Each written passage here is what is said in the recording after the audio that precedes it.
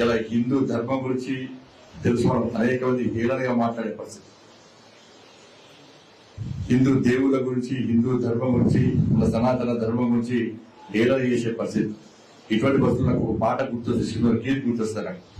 అప్పుడు నేర్చుకున్నవాడికి, ఈ భూమి బిడ్డలం హిందువులమందరం కష్ట సుఖములలోన కలిసి మెలసుంటుంటే బ్రతుకు సుఖమయ్యేనురా, బంగారు కలలన్నీ పండేనురా.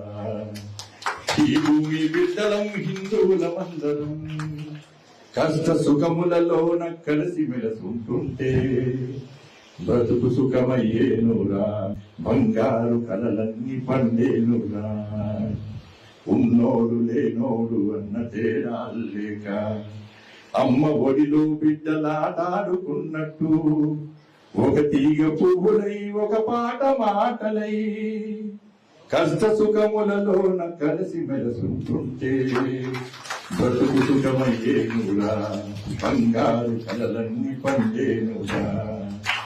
చెవిలేని పాటలా మతిలేని మాటలా ఎంత గొంతెత్తితే ఏమి లాభమురా.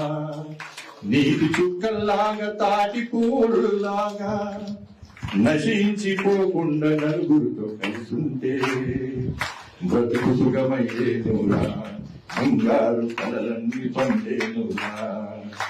ఈ భూమి బిడ్డలం హిందువులమందరం కష్ట సుఖములలోన కలిసి మెలసుంటుంటే బ్రతుకు సుఖమయ్యేనురా, బంగారు కలలన్నీ పండేనురా. భారత్ మాతకి జై శ్రీరామ్.